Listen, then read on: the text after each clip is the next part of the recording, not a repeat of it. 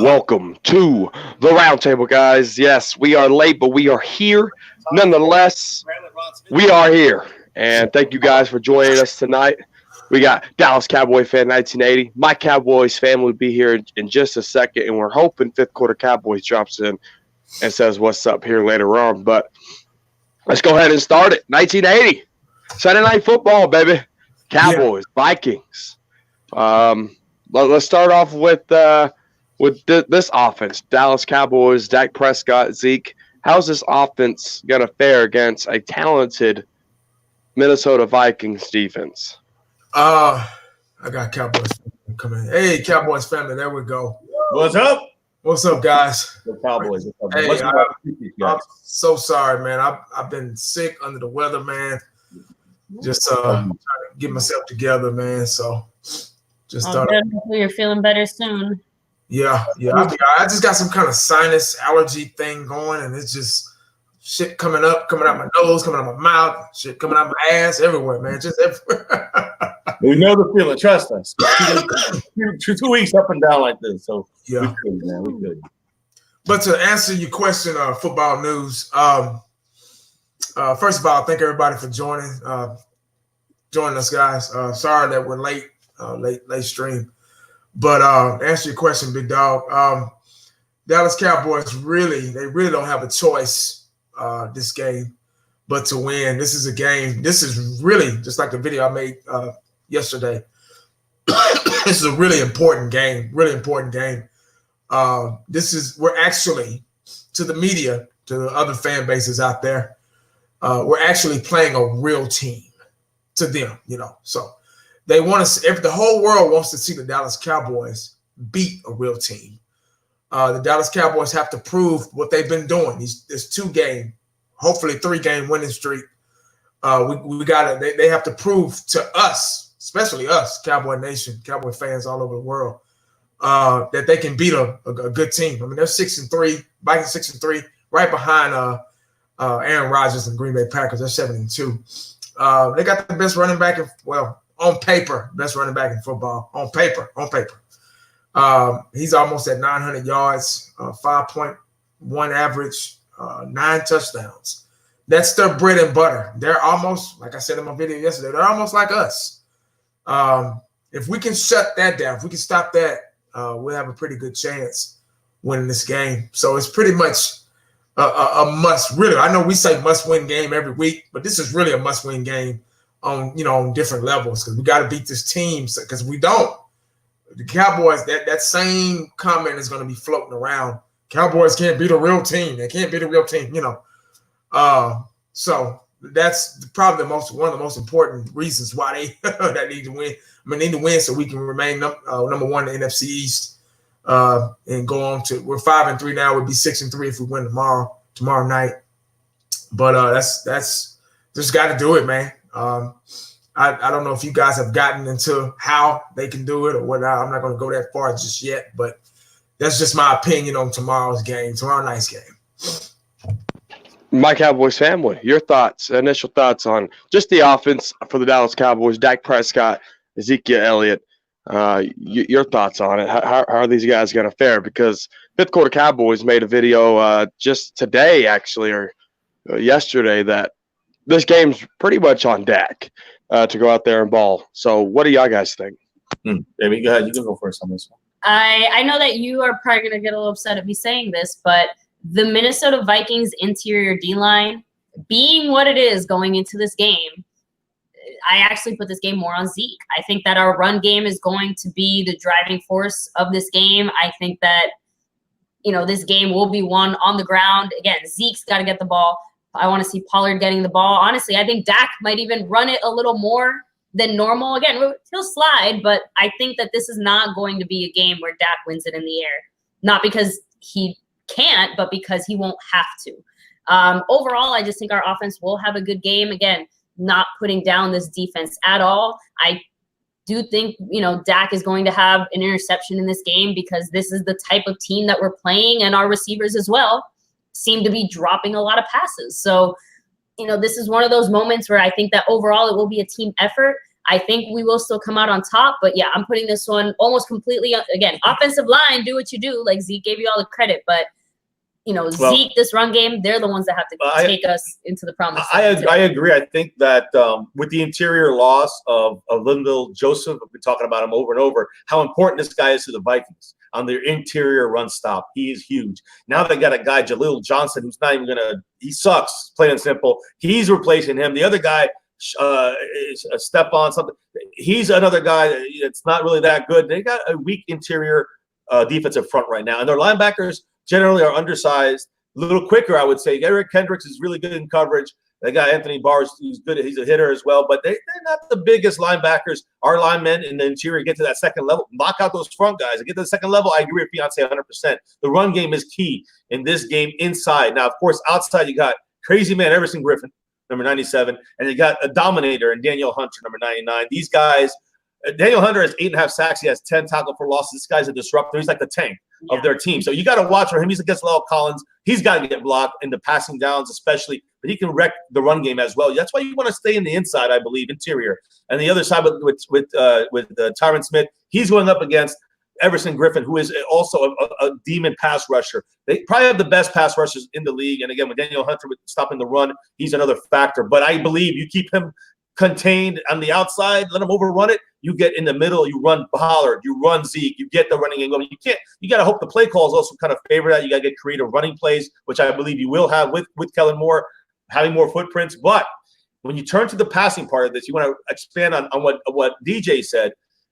Dak throwing the ball, I don't put it on Dak but I will say this: Dak is good. It's a balance. It's a balance. So you gotta get that start of Zeke. You gotta get that Zeke fear in their hearts and Tony Pollard inside running.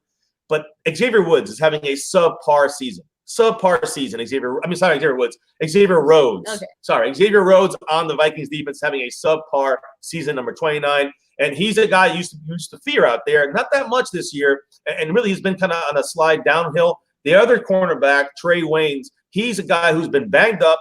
He's even worse. He's got worse numbers and stats against him. When they throw against him, I mean, quarterbacks tear these corners up this year. Be able to pick them apart. I'd say when it comes to the corner coverage, they're in trouble, the Vikings. When it comes to interior defense, they're in trouble, the Vikings. When it comes to linebackers, covering in the passing game, when it comes to their safeties, Harrison Smith, these guys are, again, their strengths are linebacker coverage, defensive end pressure and some run, disruption by their defensive ends and their safeties. But then you look at their corners, weak. That's where Dak takes control. And I don't see Dak running to the outside doing the RPOs because he's going to run into Everson Griffin and Daniel Hunter. You don't want to do that with Dak. You don't want to take a chance. So I believe it's going to be a lot of Zeke and Pollard in the middle. And then you got to kind of hit the cornerbacks in coverage. And I think that's how we win this game in offense. That's how we take control of this game in offense. I think that we got to attack these guys both ways, on the ground and in the air. And obviously this offense runs through Zeke and this offensive line. We know when this offensive line plays bad and when they stop Zeke, that this year when they've done that, it's okay, what's Dak going to do? How's Dak going to handle this? And so far this year, I would say Dak's been all right. I mean, you go back and look at the last the three games that we lost in a row. It really wasn't, oh my God, Dak took the game over, or we really needed Dak here. It was our O-line wasn't doing good, Zeke wasn't doing good, and Zach was just a bit off. Or Dak was a bit off. So it's just all about establishing that run game first, which that's our identity, is the run game. And then hit him with a couple passes to Michael Gallup, Mari Cooper, Randall Cobb if he don't freaking fumble it and if he can catch it. That's one guy that's starting to piss me off is Randall Cobb, though. I believe you got to get that run game first. RPO that son of a gun, play action that son of a gun, and get this offense rolling. That's what I think. And I think this offense is capable of taking over the game at home. Tonight or Sunday night. So look at big game. I'm looking forward to it.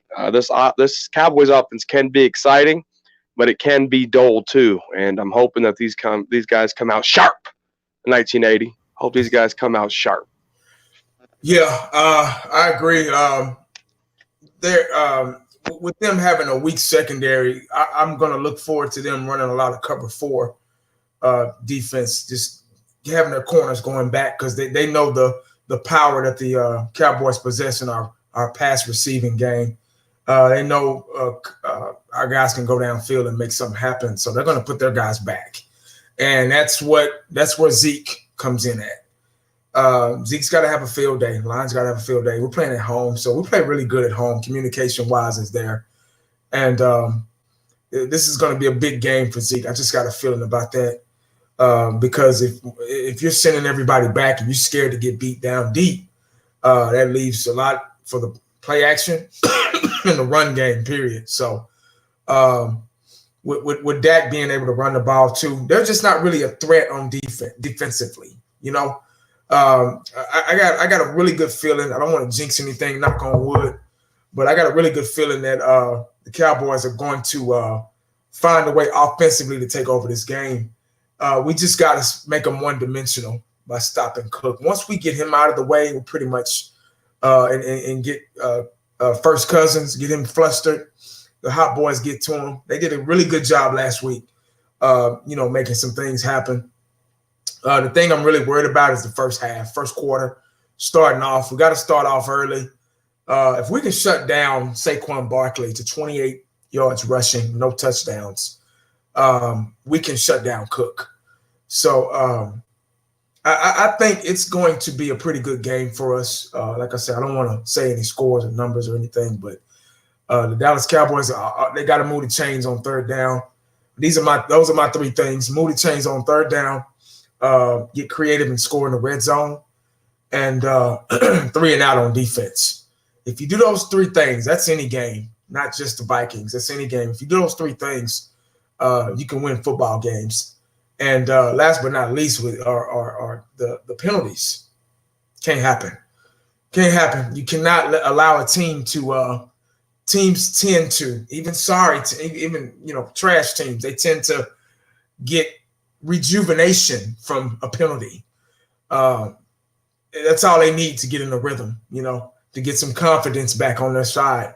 Had a lot of penalties last game. A lot of it had to do with those stupid refs making up calls as they go. That's what they're doing now in the NFL. They're just making up calls. Calls I never heard of, They're just making up stuff as they go, So we just got to, cover our tracks, make sure we're not holding, make sure we're not false starting, encroachment, all that stuff, pass interference. Offensive line did a good job last week. We only had 1 holding call on Tyron Smith last week, so they did a really good job. They did a real good job of showing that they're able to pick up the blitz. I know y'all saw that. Pollard and Zeke was really staying back there picking up the blitz last week, giving Dak time to find somebody. He's really been a general out there. He's been able to audible out of plays and read defenses and stuff like that. So if we can do that again, man, I'm telling you, man, the sky's the limit for this team. This is a winnable game tomorrow, and nothing's impossible. And the Vikings, they're 6-3. I mean, they just a game ahead of us. So they can be beat. They're not just the greatest team of all time, but they do have weaknesses as well. We just got to exploit them and execute. And on both sides of the ball, and dissect their offense. Our defense has to dissect their offense and make them one-dimensional. If you make Kirk Cousins one-dimensional, he gets frustrated and he starts panicking and he starts holding the ball too long. And that's all D-Law needs, and that's all Quinn needs. That's all we got a good line now, pretty much. So hopefully they can get in there and make something happen. Absolutely, we got. Number 2, DCFN in the house. DCFN 1973. Welcome, DCFN. We're brothers. No, all good points right there on defense. And I guess I'll go touch on defense real quick. I think what they did against Daniel Jones and that New York Giants offensive line, they can do it against these Vikings, 1980. They can do it against these Vikings, but it's going to be just a hair tougher because – I think the Vikings offensive line is a little better than New York Giants offensive line, but that doesn't mean they can't do it. And I like the way they played Michael Bennett. They kind of played him. They put him like in a D gap right next to DeMarcus Lawrence. I mean, they were like literally right beside each other. And I mean, yeah, you left this big gap right there, but that's the benefit of having Sean Lee, Leighton Vander Esch, Jalen Smith to hit that gap right there.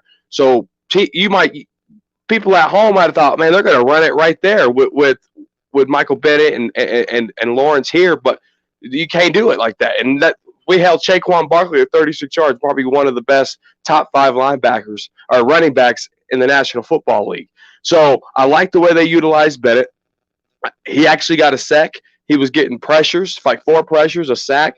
Michael Bennett was disruptive in his first game as a Dallas Cowboy, and we were running those exact same plays without him, but I was wrong to think that, Michael Bennett, 33 years old. Well, it's just one game. 33 years old. I wanted to see what he had. New system, Chris Richard, coming in from the Patriots, who just didn't do good. I like what I saw from the D-line in general. It was so good. Dorrance Armstrong was finally waking up and causing a sack fumble when Jordan Lewis ran it back all the way for a touchdown. I like that. I think that having that strong front is helping everything in the back. Cheeto had a better game. Byron Jones, he had a couple of bad plays, but he was coming on with the Golden Tate catch, and then they added it and put that cat in there. That was pretty cool. Byron Jones coming in with some clutch play. Xavier Woods getting interception. Yeah, it was during crunch time before the half, but a pick's a pick. Or interception's an interception. That's what I like to see. But one thing I will talk about: Jeff Heath went out, Darian Thompson came in, and Darian Thompson should be a starter. Jeff Heath should be a backup. That's just what my eyes are telling me. 1980. I played defense, and if I was playing, I was like, "Hey, coach, let me talk to you for a little bit." When Darian Thompson was in the game, coach, I didn't look behind me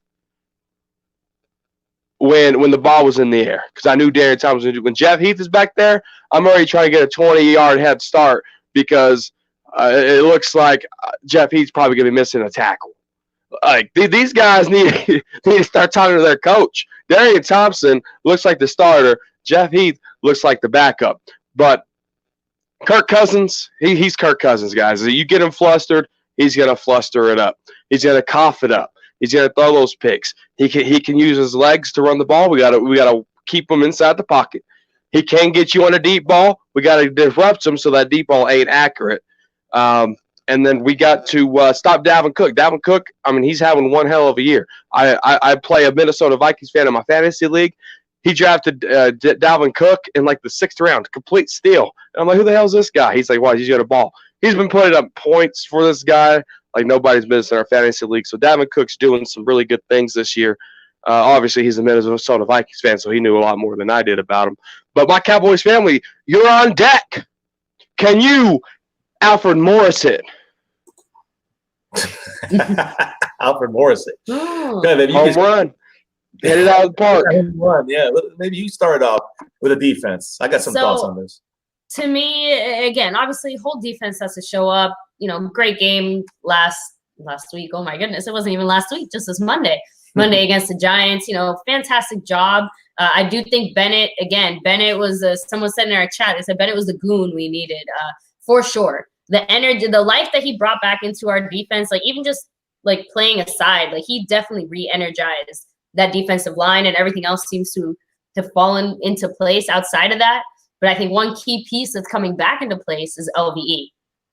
You pointed out DCFN, rightly so, that our linebackers, so it's not just LVE, it's going to be Jalen Smith, it's going to be Sean Lee again, healthy, it's going to be Joe Thomas. I mean, the way that they're starting to play as well, now that the D-line is doing their jobs a little more, we're going to see these guys shine. I wouldn't even put it too crazy out there. I mean, the pressure that we were getting, we might not get in there as much, but when you put Kirk Cousins under pressure, you're going to see those interceptions happen. And I wouldn't put it past Jalen Smith or LVE to be one of the people who gets that interception. Again, LVE and Sean Lee, the thing about Sean Lee is that he plays so much better when he plays a full game. So that's the only thing that makes me go, hopefully he can continue that same really high level of play we've been seeing from him. And obviously LVE so far this season hasn't had the greatest big season, but we've seen him get better these last few games. and he's 100% healthy. That's it. Like That's no key. issues. He's gonna be 100% good to go. And I think he's hungry too. Like he was. You saw him on the sideline looking really sad, like a little puppy. So the point is that I know he's eager to be out there. I know he wants to play, and I, just unleash them. You know what I mean? The D-line is doing their jobs, and that's where I think we're going to really see our linebackers shine.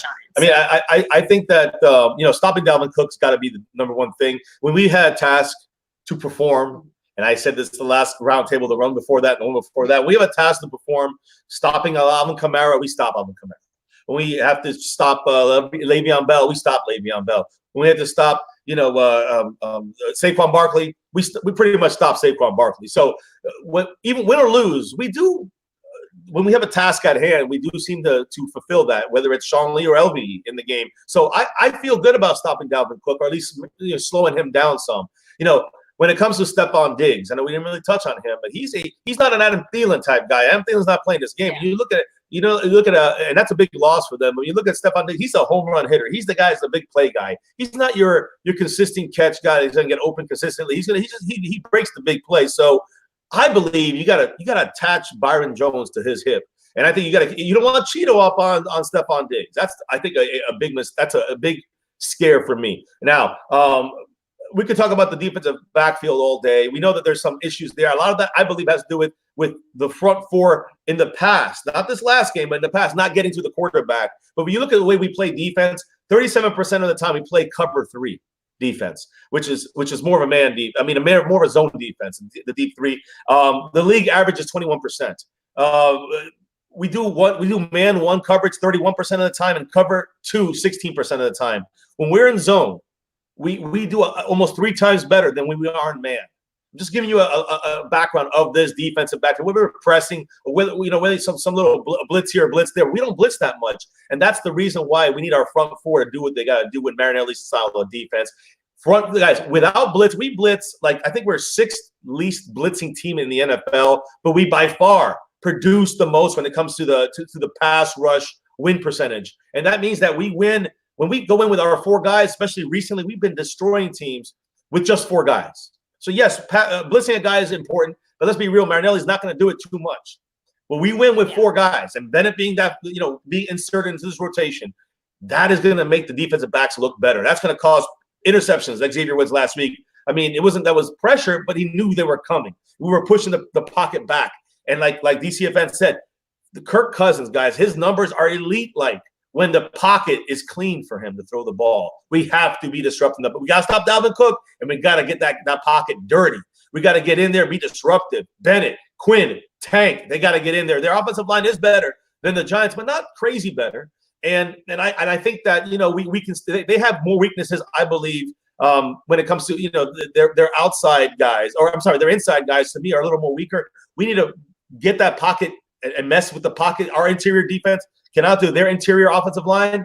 That is a second goal. We do that, I think it's a wrap. I think that we have control of this game. Again, if we don't do it consistently, it's going to be an issue, and it'll be closer than it will be. But I'm saying if we do these things consistently, we should be able to handle this team with interior, pass rush, and, of course, stopping Dalvin Cook. Oh, and to add one last thing, agree 100 million, 10% with you, DCFN. When Jeff Heath was not playing on defense, our defense did better. They played better. I don't know if it's that they're more scared of Thompson. I doubt that. It just point is that when Jeff Heath wasn't there on the defense, we played better. Now, special teams, we need Jeff Heath every second of every day. No, I see what you're going with that. Speaking of special teams, let's talk about special teams.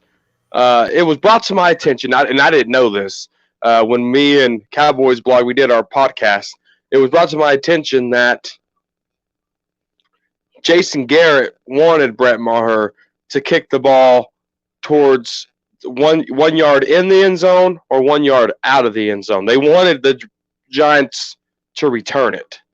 And because I thought maybe they found like a weak link in the Giants special teams, but it turned out to bite us in the ass because Cody Lattimore made our special teams look like straight dog shit because Brett Maher wasn't kicking it out of the end zone. Again, we're still rotating by committee the punt return duties between Randall Cobb, Tavon Austin, Cedric Wilson was in there a couple. Like, we don't have a one guy that can return punts. Money Maher's leg, it's legendary. Get it? Legendary, legendary. No one's going with that. He's in the Hall of Fame, Brett Maher. But let's talk about special teams real quick and get your takes on it. But Jason Garrett did want the Giants to run it out on kickoff. So get your reaction to that. And how can we fix these special teams, 1980? Man, special teams. Oh, Lord, this is special teams is special teams. It is what it is. You gotta everybody just gotta cover their lanes. We have to force a player in one direction. That's what I was taught. Playing. I played kickoff sometimes myself, and play on the end. I used to be second to the end. The guy on the end would go on the inside, and I would go around him and get the support. And then the guys in the middle would kind of build a wall. They'll hold hands and kind of build a wall.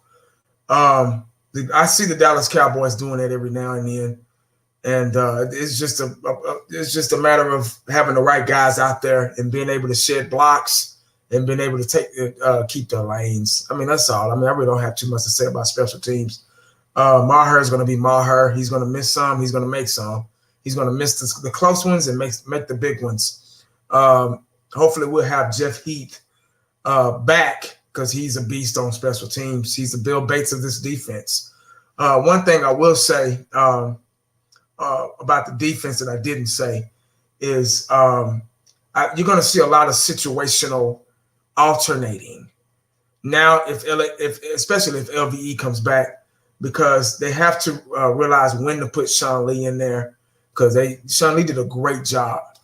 My Cowboys family brought up that he played a whole game. Yeah, he did. And some players are great when other players aren't in there. So I'm like, if it ain't broke, don't fix it. But you're playing a different team. So the Vikings offense is a little bit more potent than the Giants offense. So 4-6 is probably going to be the best defense to play because it's a loaded box. You got a safety in the back. 4-6 with the situational strong safety, meaning he has an option to play the run or go back in coverage. It just depends on what they play. Coaches put them in the best position to make a play. But look for a lot of 4-6 defense. I guarantee 4-6 defense tomorrow with the Dallas Cowboys if Heath is back, because Heath is a hell of a run stopper. He can get in there and really, really play the run. He might not be a coverage guy, but he's a dead-on tackler, and he's very good in run defense. You need somebody kind of not stupid, but boom, get in there. But special teams is what it is, man. They just got to get better. Hopefully they watch some film, and they just got to make sure they protect the lanes. Don't let anybody get past you. And if you are blocked, make sure you can shed the block, get around the guy, get to the guy. That's it, man. That's pretty much all I got with special teams. Todd reminded me of something. Thank you, Todd. Maher versus Dan Bailey. Oh man, I hope this game doesn't come down to Maher versus Bailey. But if it does, give me money, Maher, baby. Woo! Knights, MCF, take it away. Special teams. Your favorite, baby. It hurts. It hurts. Which part? All of it hurts. The fact that we're facing Bailey, I don't know, something about it feels wrong. But I think that either way. But it feels so good. No, nothing about this feels good for me. And again, because you're right, I wouldn't be confident either way. You get what I'm trying to say? Because obviously Dan Bailey isn't quite what he used to be either, and there's a reason we did let him go, money aside. But again, Brett Maher, the Maharati, it's, again, special teams for me is more overall because, Brett Maher's leg got quite the workout in that Giants game as well. Not just kicking extra points and stuff, but just lots of stuff going on. But Chris Jones, I think, is a really kind of outspoken part of our special teams that no one really wants to talk about or criticize. He's been putting us in a really bad spot all year. I mean, you say what you want about our tackling and everything else on special teams, but you have to put them in the best position possible. And it feels like almost every single team has been able to get to the 25 or more, at least a few times. Well, that's Maher kicking off. Well, no. I mean, like, even in punts, like when we're seeing punts, like he didn't put him inside the red zone. Exactly. He used to put him inside the 20. Now it's like, again, like it's more like we'll be lucky if he puts it consistently, around the 25. It's like it would have been better. Like, yeah, I mean, I don't know. I don't like the fact that Chris Jones has been as inconsistent as he has been. And I think that hurts us. But someone pointed out in our chat, I wish I could remember who it was, but Kayvon Frazier as well. He got put on IR this year. He was a big piece of our special teams that we no longer have. Olawale plays special teams. I think to me too is part of like what's an issue with our offense as well, which is a little bit penalties. We've had a few penalties on special teams that have also set us back pretty far. That's been a little bit frustrating. So overall, just a lot of little things that it feels like we need to clean up, but I don't know how we can outright improve our special teams when it feels like I don't know why we're just performing as badly as we are. I'm sure some of that has to do with like missing Heath and some other guys, but it was poor tackling, poor coverage, and whether or not Garrett's call was to let the Giants return it, not a good idea, I guess you could say. But here's the thing. You talked about Chris Jones, and we do have inconsistent problems, I believe, with Chris Jones. LP, of course, doing his awesome job there, snapping punts and extra points and field goals. The most consistent guy on special teams. But Brett Maher, I'm sorry, guys. Brett Maher still has not proven enough to me to be taken over even a Dan Bailey. Even the Dan Bailey, we look back now and it's 50-50. Hindsight's 20/20. I'm sorry. And we know that obviously, who would you rather have? Now, DCFN right here above me says he'd rather have Maher, not me. I'd rather have Dan Bailey. And Dan Bailey, when he's healthy, more accurate, more consistent. You can trust him now. He's not necessarily having the best year of his career, obviously, but I still feel more confidence. That's all I'm talking about. My feeling. I feel more confidence. The jersey. I feel more confidence with Dan Bailey there. Now listen, that's crying over spilled milk, and I'm not wanting to come down to a field goal, but what I'm trying to say is that, obviously I want Maher to win the battle. I want him to win this matchup. But it is, Dan Bailey coming back. I'm sure he has something to prove to us as well. And he didn't like the way he was cut. Now, it was about the money, but it was also about the injury. And now that he's healthy or almost 100%, not 100%, hey, I personally would have Bailey. But, hey, in this game, we're going for Maher. Always money Maher. Hope for the best. He still may be Maher to me, and that is a major issue. The consistency inside the 54-yarder, a 50-yarder, inside 50. He's too inconsistent for me to still be on it. He has to be a whole season of consistency inside the 50, not a good game. Sorry. Let's end this discussion right here. People in the chat on MCF side and on 1980, put hashtag Team Maher. If you're with me and you support number 2, or put hashtag MCF for kicker if he's wrong. I support Maher over Bailey, but MCF 4K. Do that one. MCF 4K. If you want MCF to go out there and start kicking for us. But if you're with me, put hashtag Team Brett Maher in there. Go ahead, 1980. In my Dan Bailey jersey. Dan Bailey. If I had to pick between Dan Bailey or Maher, I'm taking Dan Bailey. I'm being honest with you. Cleveland Brown put hashtag Team Jeff Heath to kick the field goals. Screw it. Team Jeff Heath for kicker. Hey, that's great. Maher has made some big kicks for us, guys. We can't take that away from him. I probably would go with Maher just because his physical presence. He hasn't missed a game. Bailey's on his way out pretty much. We can't put our kickers, first and foremost, we can't put our kickers in a position to try to win games. You get what I'm saying? So that's the first thing. We don't want to depend on our kicker, period, no matter who our kicker is. I don't care if it's Chris Boneyall back in the day. We can't put our pick. We can't pretty much depend. I don't want to have to depend on a kicker to win a game. If it happens, it happens, But damn, I mean, I got to go with Maher. Hell, he's a Cowboy, you know, so I can't see myself going for anybody else. But I get Bailey. He was automatic, but he started losing his confidence a little bit. He couldn't stay healthy, the groin injury and everything.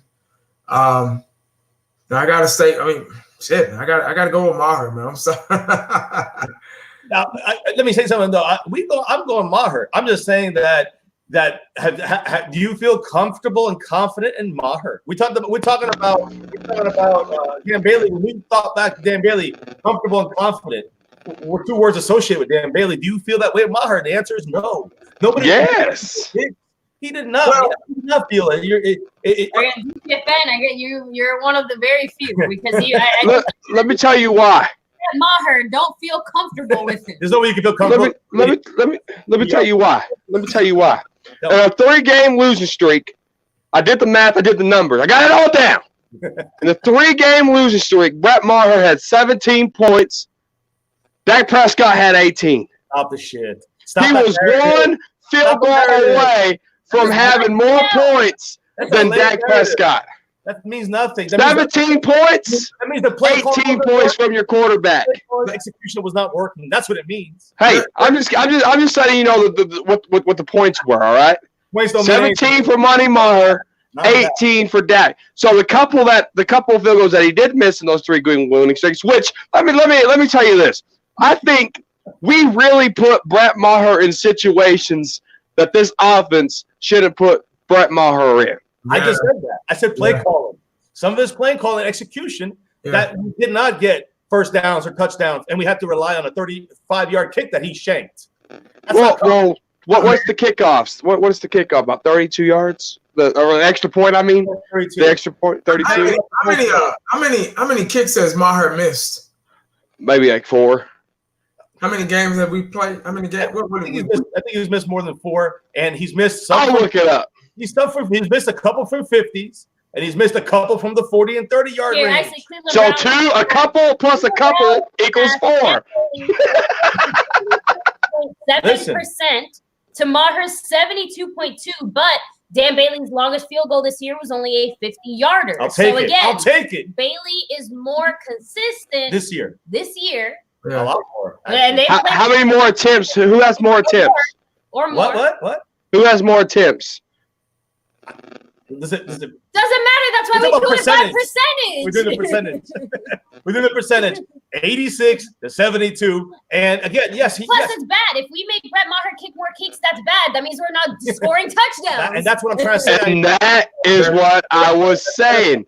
We put them in bad positions. Yeah, we shouldn't put the kicker. But if we had Dan Bailey hitting 52, 50-yarders and everything from inside the 50, I mean, you can't tell me you'd not feel more comfortable with Dan Bailey. Here we go. Dan Bailey's 13 for 15. Maher's 13 for 18. So again, we screwed ourselves. We put ourselves in 5 more positions, or it should have been 7 points on the board. Possibly, or at least get closer, or at least he made 63 yards. He made a 52-yarder. The Vikings are going to take a chance after a certain amount of yards too. We went forward for 54 yards. Did the Vikings do the same? I don't know. He missed 5. Come on. I think we gotta look at it like this. NFL kickers, the modern kicker today, they're gonna miss field goals. They're not like they used to be, like Gary Morton back in the day and Chris Bonyall and Morton Anderson. They're not like ice water like that anymore. They're going to miss field goals. Our job, offense, is to get down the field and keep moving the chains, get in field goal. In the red zone and score. I get the topic. I get the point. They're both pretty good kickers. They both missed some. They both made some. Obviously, Maher has made the big ones, 60-something yarders.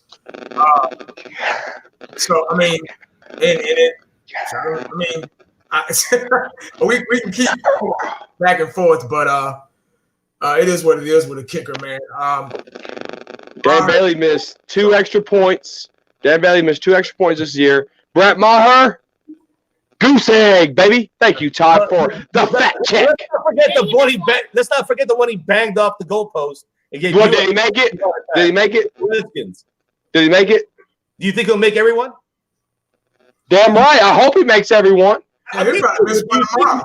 Do you think he'll make every one the rest of the year? Every extra. How confident do you feel about Maher making every extra point or making inside the 50-yard line kicks? How confident do you feel? 1 for 10. And you can I feel so confident. I feel so confident that when that happens, when he makes every extra point for the rest of the year, you give me $20. If he misses just one, I will donate $40 to the MCF Super Chat. Maher. So I'm getting less money. You're getting more money. You're saying I should be happy that he hit every extra point. You mean he's doing his job? He's doing his job. Bailey, who you wanted, missed 2. Come on, with confidence. You're not Dan Bailey, who you like more, has missed 2. I still take Bailey. I would take Bailey on the Cowboys, not against the Cowboys. I'll take Bailey on the Dallas Cowboys over Maher any day of the week. But you talk about doing his job, but Dan Bailey can't do his job because he already missed 2 extra points. So you're saying perfect. You're saying how about those? So Bailey can't. So Brett Maher has to be perfect for you to like him, but you just said Dan Bailey's not perfect. Oh my God! Bailey makes them when you need them. He makes those inside the 50. He makes them. He's got 86%, and Maher, it's always a maybe with him. You know it, and that's the no. It's kind of the alternative too. That means that Dan Bailey's made every field goal, which is worth 3 points. Even if he missed 2 extra points, it's still we don't want that. But that's still only 2 points. Well, he's missed what? 2 field goals? 2 points lose you games. Well, let's hope he misses tomorrow. Who, Dan Bailey? I agree with that. I want to miss every single kick tomorrow. Every kick. Yeah, I want Dan Bailey to miss every damn kick tomorrow. Hell yeah. So do we. Trust me. Money Maher, baby. Never. He has to show a lot more. He has to show a lot more than to say money Maher. You got to admit that. You can't tell me he's money Maher. Hey, he makes every extra point, so Dan Bailey can't say that. Then you're just not being real about it, man. Dan Bailey has no leg power. There's no way. No leg power. And how many kicks has Dan Bailey missed for us? How many times has Dan Bailey kicks got blocked for us when it freaking mattered? That's what I remember about Dan Bailey. That's what I remember. Jason Garrett iced his own damn kicker, Dan Bailey, before. Dan Bailey will make Jason Garrett called timeout. Dan Bailey made it. If you ice Dan Bailey, I remember clear as day. If you ice Dan Bailey, he will not make the second kick. I remember that clear as day. You just want to erase the memories that you have of a kicker that you were sucking his. Let's go back to the Cardinals game. Christmas, when we played the Cardinals on Christmas. What year was that? Take the glasses off. Those rose-colored glasses. 2010. He's no way money Maher. He's maybe Maher. That 2010 we played the Cardinals on Christmas. Or was it Christmas Eve? You're defending Brett Maher and Dan Bailey. Dan Bailey is not. Wait a minute. There was a competitive kicking competition. Breaking news. Dan Bailey released by Cowboys. Oh my God! Burn down! It's all about money. No! They didn't want to pay a kicker that was injured the year before. They didn't know what he was going to do. They want to pay him $4 million. So they cut him. I understand the move. I'm just saying that right now the question was asked, who would you rather have on the Cowboys kicking for you? And I would feel more comfortable, more confident with a healthy Dan Bailey with a Maher that kicked 2 63-yarders but can't make it 36-yard. That's it.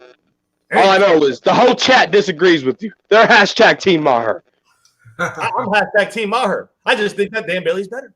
You can't be half Maher and half Bailey. What are you, Dan Maher? Anyway, 1980. You got anything else, man? I am all cut up on my stuff. Huh? Last time we argued about a kicker, Brett Maher delivered for me. My kicker this year is Brett Maher, just in case you didn't know. But you just said you want Dan Bailey, though. But 1980, you got anything to add? No, I'm good, man. I'm just ready to go tomorrow. Tomorrow night. Woo. Can't wait, man. I'm ready. What about you, MCF? Do y'all got anything to add over there to the round table tonight? Go Cowboys. Okay, where can they find you then? Where can they find you? You guys can find us right here at My Cowboys Family, YouTube, Facebook, Twitter, Instagram, all the mainly social YouTube. media. Come on over, subscribe to all these great channels. Thank you for having us on here. DJ as well, DJ Crown J, Fifth Quarter Cowboys. But yes, Guys, go sub it up to him. Get him to 1,000. yes, My Cowboys Family. Yes, every night we do the streams, we do the talk, we do the discussions, we do the live stream reaction here throughout the game tomorrow. Get ready, buckle We'll up. be Get live ready. tomorrow. Wait a minute. Yeah, navy blue, silver too. And that's Did y'all just say he's on the road to 1,000? He's on the road to 1,000, but he can't make roundtables to meet new subscribers to get them on his side of the page. So maybe he is on the road. Maybe he made a U-turn. Maybe it's a bye week. maybe it's Brett Maher. Sorry, I was talking. I interrupted your Go Cowboys. Do it all over again for me. And don't forget. Never forget. Go Cowboys! Woo! Let's go! I'm ready. You want 6 wins? You want 6 wins? We got Let's bring it. neighbors. Fuck the neighbors. Go Cowboys. Fuck the neighbors, baby. Woo! Let's go beat these Vikings, guys. Let's go beat these Vikings right here, fellas. Get pumped up. Sunday night football. I hate the new theme song. Carrie Underwood screwed it all up. Give me Faith Hill back, goddammit. They don't even pump me up. This new song don't even pump me up. But I want to get pumped up, and I got to do it on my damn own because Carrie Underwood can't do shit. That new song sucks. But anyway, it's time for these Cowboys to go out there and beat these Vikings. It's time. It's time. We got their number. We got their number. Since 2009, we've had their number. Dallas Cowboy Football News on YouTube. Dallas Cowboy Football News on Facebook. DCF News 1 on Twitter. And if you're man enough to talk X's and O's, slide in my DMs like a natural born hoe. Woo! Thank you. Hey, that's My Cowboys Family, guys. Cowboy Football News, Fifth Quarter Cowboys, guys. Thank y'all for joining us tonight. Yeah, man, we got a tough one tomorrow. Actually got a real game. Minnesota Vikings at Dallas Cowboys. Last time we played them, it's like deja vu. Last time we played them, it was here, and we were successful. And I think that was a Monday night game. I think that was 2016, I believe. I think that was a Monday night game, and everybody thought we were going to lose. That's when we were winning games back to back. We just unstoppable that year. Let's just hope history repeats itself. The Vikings are a tough team at 6-3, right behind Green Bay at 7-2 in their division. They're a tough bunch, sneaky good. They're sneaky good, and they have a lot of good qualities. They have an excellent running game. On paper, leading rusher, Dalvin Cook. I'm sorry, Calvin, Alvin, whatever his damn name is. Leading rusher, just by a little bit, just by a hair.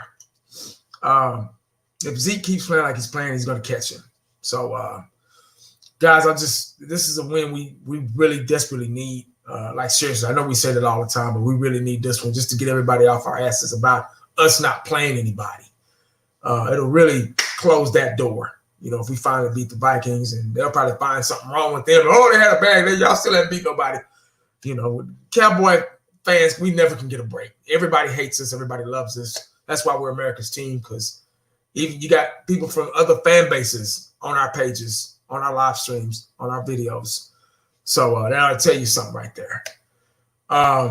We're looking to go 6-3 tomorrow and stay ahead in the division. So looking for a good win tomorrow. Got to wait all day for it. Damn near all night. Late game. I can't stand them. They don't go off to 11:30. Then we got to do the live stream and all that stuff. So that's even later. Keep us up later, But anything for our Dallas Cowboys, So, guys, thank y'all for joining us once again, man. Appreciate it. Make sure you stay cowboyed up because you never know what the day is going to bring you. Holler back at us. We out. Peace.